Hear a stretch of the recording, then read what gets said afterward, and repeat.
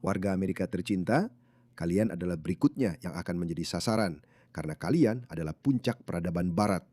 Kalian yang merancang aturan dunia. Kalian menciptakan apa yang disebut tatanan berbasis aturan yang memang cocok untuk dunia barat lainnya karena tatanan berbasis aturan itu dibangun di atas nilai-nilai barat. Tapi ada budaya lain yang masih mengenang masa ketika mereka yang menentukan tatanan berbasis aturan, tapi sekarang tidak lagi. Jadi mereka berencana untuk mengambil alih dan membuat kalian tunduk pada mereka. Saya tidak mengatakan itu. Ya, sebenarnya saya memang mengatakannya. Seluruh aktivisme saya memang berpusat pada hal itu. Tapi mereka juga mengatakan itu kepada kalian. Dengarkan Muslim ini, dia bukan ekstremis. Dia sebenarnya seorang Muslim biasa yang sangat berpengetahuan. Namanya Haj Hasan Nan Rajabali. Dia adalah anggota IRDC Desember dari Dearborn, Michigan. Ini adalah pusat operasi Islam di Amerika. Mereka memiliki kepala polisi Muslim, mereka memiliki wali kota Muslim, dan total demografinya saya rasa sekarang sudah condong mendukung Muslim. Itu disebut memecah belah. dan kuasai. Allah berfirman, kalian berada di arena bertarung. Dan para malaikat menjadi saksi atas kalian. Kita akan menguasai dunia. Siapapun yang mengejar kekuasaan di dunia saat ini, Dan kalian punya hak untuk memilih. Kalian akan menjadikan imam sebagai tolok ukurnya. Lalu berkata, sejauh mana calon pemimpin ini sejalan dengan imam saya? Pergilah ambil, berdasarkan otoritas hukum Tuhan, ambil apa yang menjadi hakmu. Kita hidup di negara yang mengizinkan kita untuk mengambil. Ya. Dan kita bisa berjuang. Untuk itu, kalian orang bodoh, kalian membiarkan kami melakukan apapun yang kami mau. Itu yang dia baru saja bilang begitu. Dia bilang, yo, kita hidup di negara di mana mereka membiarkan kita menduduki jabatan publik, menebar kebencian terhadap konstitusi, rakyat, cara hidup dan budayanya. Jadi ambil saja, seperti di era lain dalam sejarah manusia, jika mereka melakukan ini di abad-abad sebelumnya, misalnya saat kerajaan Inggris menguasai dunia, jika mereka pergi ke London dan mengatakan hal ini, mereka pasti sudah disalib. Mereka pasti sudah digantung, diseret, lalu dipotong menjadi 4 bagian. Mungkin tidak digantung, diseret, lalu dipotong menjadi 4 bagian, karena Inggris pada masa Victoria sedikit lebih maju dari itu. Tapi lupakan soal itu. Lihatlah Amerika, puncak permata mahkota peradaban barat yang memungkinkan kita melakukan itu. Mereka punya orang-orang gila berambut ungu dari kalangan kiri woke yang membela kita.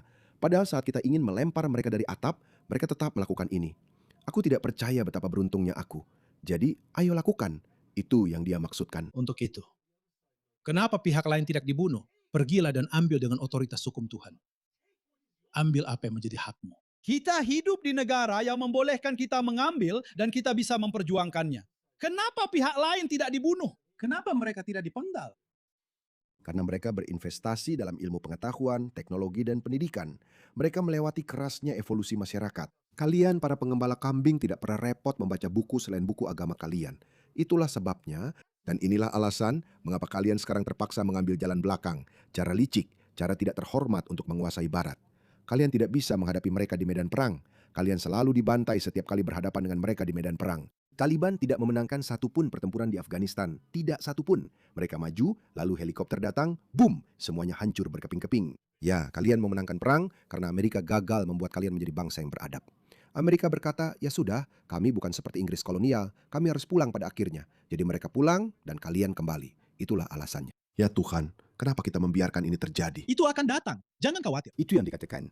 Kau tahu, kau sudah membunuh banyak orang kami, tapi kau juga akan mati. Kami akan membunuh mereka. Ini adalah fantasi basah mereka. Faktanya, Islam sedang berada di jalur pertumbuhan yang luar biasa. Ini akan terus berlanjut seperti yang dijanjikan oleh Allah. Mereka melakukan jihad melalui pemilu dan jihad melalui rahim atau penis. Dari itu Akan. menguasai dunia. Seperti yang dijanjikan oleh Allah. Dia melatih kedua anak laki-laki ini dalam bertarung. Dia melatih mereka dengan pedang. Dia melatih mereka cara bertarung. Dan Abbas adalah ahli dalam bertarung. Dua saudara laki-laki itu selalu bersama. Mereka melakukan segalanya bersama-sama. Dan mereka sangat efektif. Mereka terus-menerus membunuh musuh.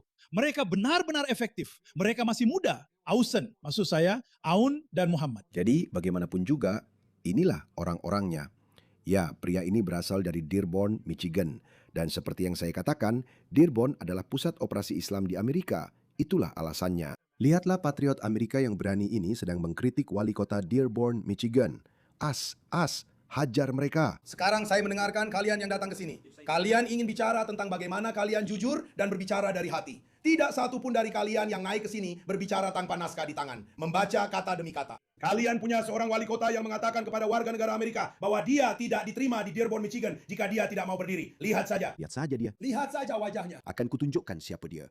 Dia adalah seorang jihadis Islami sejati. Deportasikan dia. Di nama jalan itu. Kalian punya anggota dewan di sana yang menertawakan warga Amerika saat mereka khawatir tentang hukum syariah. Dan para muslim yang mengatakan kepada kami bahwa mereka akan mengambil alih kota kalian. Kami punya papan tanda yang mengatakan kami akan melakukan sesuatu pada wanita-wanita kalian. Dan kami bilang, ini damai. Kalian datang ke sini untuk memberi kami kedamaian. Kalian datang ke sini untuk menaklukkan kami. Ini adalah perang salib yang terulang lagi. Kalian benar-benar berpikir bisa mengambil alih negara ini tanpa melepaskan satu tembakan pun. Bagaimana kalau begini? Bagaimana kalau warga Amerika bilang tidak? Kalian tidak akan melakukan ini. Kami akan tetap bertahan. Kami akan memberitahu kalian, semua orang di sini, dari setiap kalangan, dari para pria, orang-orang biasa, kaum Kristen fanatik, nenek-nenek kecil, di mana-mana. Barry Tahu Smushman, invasi. Itu tidak akan terjadi di Amerika Serikat. Tidak selama para pejuang Kristen berdiri di sini menghalangi kalian. Dan para pejuang ATS seperti saya bersama kalian, saudara-saudara Kristen saya. Itu saja yang ingin saya sampaikan. Kerja bagus,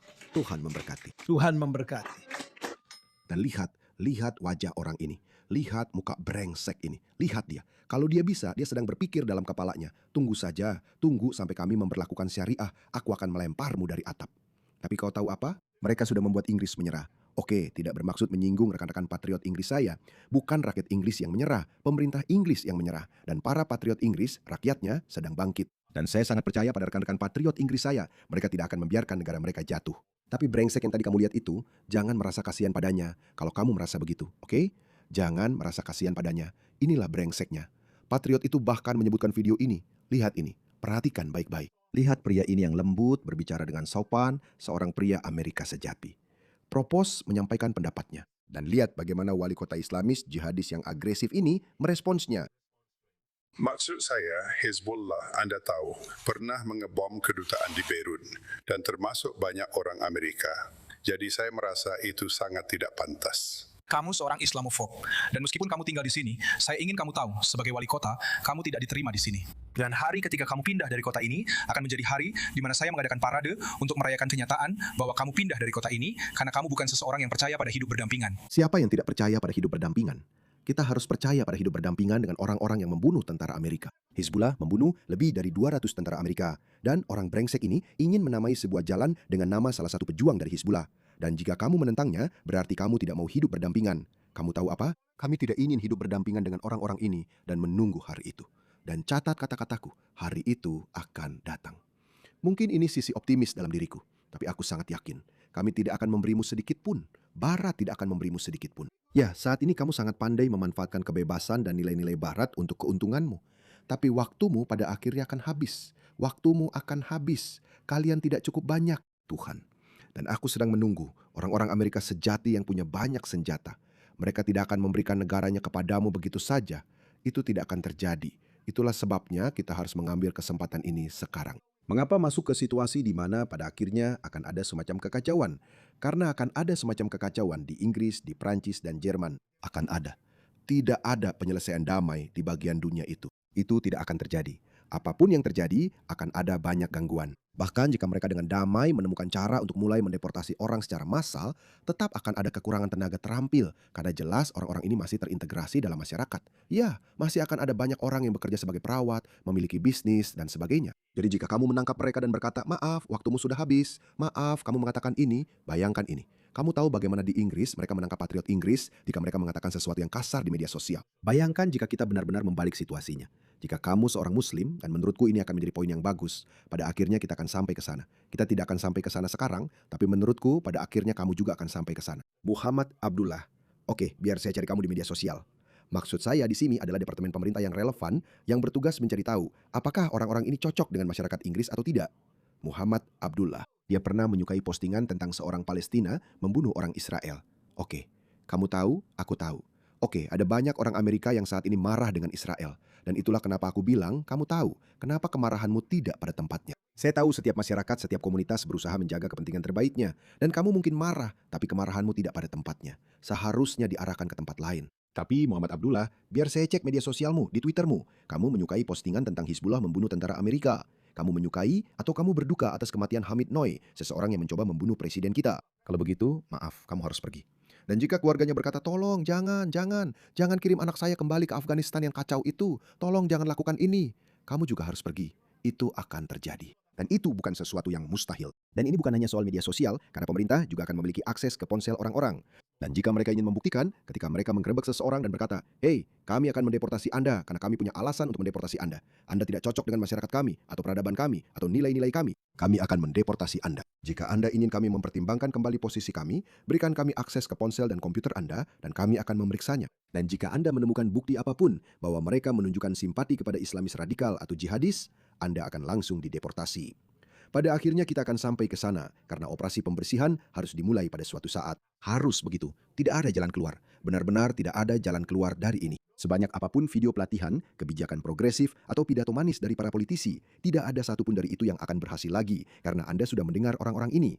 Anda tahu apa yang mereka rencanakan untuk dilakukan. Sekarang, saya tidak mengatakan setiap muslim secara individu berencana melakukan itu. Itulah sebabnya mereka akan punya kesempatan untuk berkata, "Hei, lihat, saya muslim yang sudah sepenuhnya ke barat-baratan. Saya cuma muslim namanya saja. Saya bahkan pergi ke pub. Saya bahkan melakukan ini dan itu.